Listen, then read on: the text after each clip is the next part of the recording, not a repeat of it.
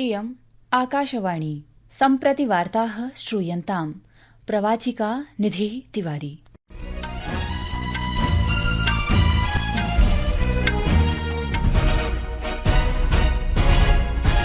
आदौ मुख्यवार्ताः। प्रधानमन्त्रिणा नरेन्द्रमोदिनोक्तं यत् 21 शताब्द्याः आवश्यकतां पूरयितुं प्रशासनं देशस्य शिक्षाव्यवस्थाम् आधुनिकीकरोतीति। भारतेन संयुक्तराष्ट्रे पहलगामातंक्याक्रमणं निध्याय पाकिस्तानं कट्वालोचितम्। उक्तं च यत् पाकिस्तानं वैश्विकम् आतंकवादं प्रेरयत् दुष्टराज्यत्वेन इति गण्यते। प्रधानमन्त्री नरेन्द्रमोदी कनाडादेशस्य नवनिर्वाचिताय प्रधानमन्त्रिपदाय मार्क कार्नी इत्येतस्मै वर्धापनानि प्रदत्तवान्।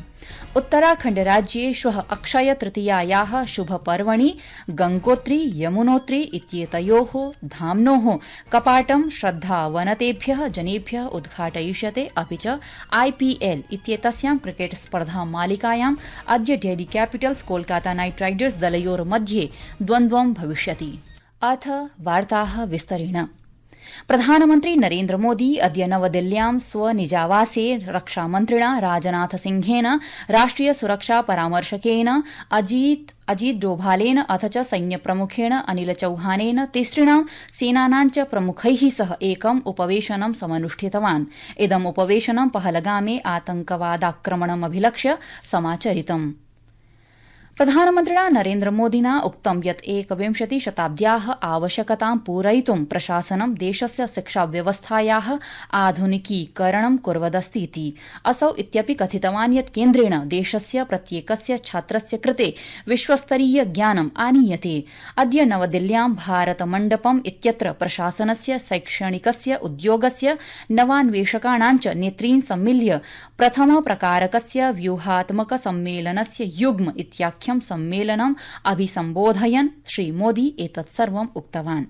अनेनोक्तं यत् देशस्य भविष्यं तस्य युवसमूहस्य साहाय्येन अवलम्बितमस्ति। अत एव भारतस्य उज्ज्वल भविष्यस्य कृते तान् यूनः सज्जीकर्तुं महत्वपूर्णमस्ति। प्रधानमन्त्री अग्रे अवदत् यत् नूतन शिक्षानीतिः देशे परिवर्तनाय प्रेरयति। अपि च प्रतिभायाः स्वभावस्य प्रौद्योगिक्याः च त्रिमूर्तिः भारतस्य भविष्यं परिवर्तयिष्यतीति। साथियों, टैलेंट, टेम्परामेंट और टेक्नोलॉजी की ट्रिनिटी ही भारत के भविष्य को ट्रांसफॉर्म करेगी। इसके लिए हम भारत के बच्चों को बचपन में ही जरूरी एक्सपोजर दे रहे हैं। श्रीमोदिना प्रतिपादितं यत् भारतस्य विश्वविद्यालय परिसराः गतिशील केन्द्रत्वेन उदीयमानाः वर्तन्ते। अमुना भणितं यत् एकं राष्ट्रम् एका सदस्यता इति विश्वस्तरीय ज्ञानं प्रत्येकस्मै विद्यार्थिने सुगम्यं विनिर्माति। प्रधानमन्त्रिणा अग्रे निगदितं यत् प्रशासनं मेक AI इन इंडिया इत्येतस्य दृक्पातस्य लक्ष्ये कार्यं निष्पादयति। हम मेक AI इन इंडिया इसके विजन पर काम कर रहे हैं और हमारा उद्देश्य है मेक AI वर्क फॉर इंडिया। इस बार के बजट में हमने IIT में सीटों की संख्या और कैपेसिटी बढ़ाने का निर्णय लिया है। समायोजितस्य अस्य सम्मेलनस्य उद्देश्यं भारतस्य नवाचार पारिस्थितिक प्रणाल्यां बृहत्तमे स्तरे स्वायत्त निवेशाय प्रेरणा प्रदानम् अथ च आगामिनि प्राविधिक्याम् अनुसन्धानेन व्यवसायीकरणे तीव्रतायाः आगमनमिति वर्तते। भारतेन संयुक्त राष्ट्रे पहलगामातंक्याक्रमण विषयः दृढतया उत्थापितः। तथा च आतंकवादिनां कृते प्रशिक्षणं वित्तपोषणं च कर्तुं पाकिस्तानस्य एकस्य मन्त्रिणः स्वीकारोक्तिः अपि उल्लिखिता। संयुक्त राष्ट्रे भारतस्य उपस्थायी प्रतिनिधिः योजना पटेलः पाकिस्तानस्य रक्षामन्त्रिणः ख्वाजा आसिफ इत्येतस्य सद्य एव प्रदत्तं साक्षात्कारं प्रदर्शयन्ती अवदत् यत् पाकिस्तानस्य रक्षामन्त्रिणं सर्वेऽपि श्रुतवन्तः यत् आतंकवादी संघटनानां कृते समर्थनस्य, प्रशिक्षणस्य, वित्तपोषणस्य च पाकिस्तानस्य व्यवहारस्य विषये च सम्पूर्ण विश्वं श्रुतवत्। सा इत्यपि अवदत् यत् मुक्तकण्ठेन स्वीकृता इयं स्वीकारोक्तिः कस्मैश्चिदपि आश्चर्यं न जनयति। एवं च पाकिस्तान वैश्विकम् आतंकवादं प्रेरयत् अथ च क्षेत्रम् अस्थिरं कुर्वत् दुष्टराज्यत्वेन दुष्टदेशत्वेन इति गण्यते। राजदूतः पटेलः अपि पाकिस्तानस्य आलोचनां कृतवती यत् पाकिस्तानदेशः भारतस्य विरुद्धं निराधारारोपस्य आरोपणाय दुष्प्रचारस्य च वैश्विकमञ्चस्य अस्य दुरुपयोगाय आलोचनाम् अपि कृतवती। प्रियाः श्रोतारः, संस्कृतवार्तायाः संस्करणमिदम् इदानीम् आकाशवाणीतः प्रसार्यते। सममेव अयं कार्यक्रमः आकाशवाण्याः अन्तर्जालपटले www.newsonair.gov.in इत्यत्र अथ च न्यूस् ऑन एआईआर इति चलदूरभाषीय तन्त्रांशे अपि समुपलब्धो भविष्यति। उत्तराखण्ड राज्ये श्वः अक्षय तृतीयायाः शुभपर्वणि गंगोत्री यमुनोत्री इत्येतयोः धाम्नोः कपाटं श्रद्धावनतेभ्यः जनेभ्यः उद्घाटयिष्यते। अनेन साकमेव आधिकारिकरूपेण 25,200तमवर्षीया चारधाम इत्याख्या यात्रा समारप्स्यते। अपरत्र आकाशवाणी 25,200तमवर्षीयायाः चारधाम यात्रायाः उद्घाटनस्य सजव प्रसारणं करिष्यति। गंगोत्री धाम्नः उद्घाटनस्य प्रत्यक्ष प्रसारणं श्वः प्रातः 10:वादनतः 11:00 भविष्यति। तत्रैव यमुनोत्री धाम्नः प्रत्यक्ष प्रसारणं प्रातः 11:30 12:30 भविष्यति। केदारनाथ धाम्नः उद्घाटनस्य प्रत्यक्ष प्रसारणं मई मासस्य 2 दिनाङ्के प्रातः 6:00 उपलभ्यते। आकाशवाण्याः इन्द्रप्रस्थ FM गोल्ड आराधना वाहिनीषु अपि च न्यूस् ऑन एआईआर चलदूरभाषीय तन्त्रांशे अपि प्रत्यक्ष प्रसारणम् उपलभ्यते। दिल्ली मन्त्रिमण्डलेन अद्य राष्ट्रिय राजधान्यां स्वायत्त सर्वकारीय विद्यालयोः शुल्कस्य विनियमनार्थं प्रारूप विधेयकम् एकम् अनुमोदितम्।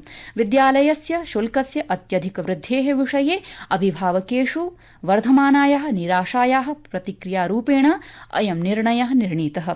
नवदिल्ल्यां सञ्चारमाध्यमान् सम्बोधयन्ती मुख्यमन्त्री रेखा गुप्ता अवदत् यत् दिल्ली प्रशासनं जनानां विशेषतः छात्राणां तेषां मातृपितॄणां च कृते आश्वासनम् आनेतुम् ऐतिहासिकं निर्णयं गृहीतवत्।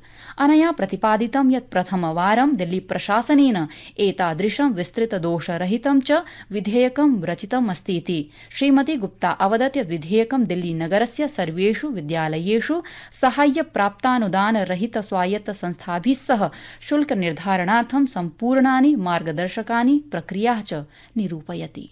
आज ड्राफ्ट बिल हमने कैबिनेट में पास किया है जो कि दिल्ली के सभी स्कूलों में whether that is aided, non aided, private और हर प्रकार के स्कूल, दिल्ली के 1677 स्कूल जो प्राइवेट स्कूल्स हैं उनमें फीस को लेकर के पूरा का पूरा गाइडलाइन, पूरा प्रोसीजर तय करेगा। और पहली बार इतिहास में दिल्ली सरकार के द्वारा ऐसा बिल बनाया जा रहा है जो कि अपने आप में फुल प्रूफ है। पहलगामे दुरापादिते क्रूरातंक्याक्रमणस्य अनन्तरं राज्यसभायां विपक्षस्य नेता मल्लिकार्जुन खर्गे इत्येषः लोकसभायां विपक्षस्य नेता राहुलगान्धी च संसदः विशिष्टस्य सत्रस्य आह्वानं कृतवन्तौ। प्रधानमन्त्रिणं नरेन्द्रमोदिनं प्रति भिन्नपत्रेषु उभौ नेतारौ आग्रहं कृतवन्तौ यत् राष्ट्रियैकतां संकल्पं च प्रदर्शयितुं शीघ्रमेव द्वयोः सदनयोः विशेषसत्रं समाहूतव्यम्। श्री खर्गे इत्ययम् अवदत् यत् यस्मिन् काले एकता अत्यावश्यकी वर्तते तावत् तस्मिन् काले निर्दोष नागरिकाणामुपरि आक्रमणस्य अनन्तरं राष्ट्रस्य सामूहिकेच्छायाः शक्तेः अभिव्यक्तिः भविष्यति। कनाडादेशे सञ्जाते मतदाने मार्कानी इत्येतस्य नेतृत्वयुतेन लिबरल पार्टी इत्येतत् दलं विजितम्। प्रधानमन्त्री नरेन्द्रमोदी विजिताय मार्कानी इत्येतस्मै कनाडादेशस्य प्रधानमन्त्री पदाय चयनिते सति वर्धापनानि प्रदत्तवान्। IPL इत्येतस्यां क्रिकेट स्पर्धा मालिकायाम् अद्य सायंकाले 7:30 नवदिल्ल्याः अरुण जेटली क्रीडाङ्गणे Delhi Capitals Kolkata night Riders दलयोर्मध्ये द्वन्द्वं भविष्यति। तत्रैव महिलानाम् एकदिवसीया अन्ताराष्ट्रिय त्रिकोणीय क्रिकेट स्पर्धा श्रृंखलायां कोलम्बो नगरे अद्य भारतीय महिलावृन्दं दक्षिणाफ्रिकादलं 15 धावनाङ्कैः पराभूय निरन्तरं द्वितीयं विजयं समधिगतवत्। इति वार्ताः।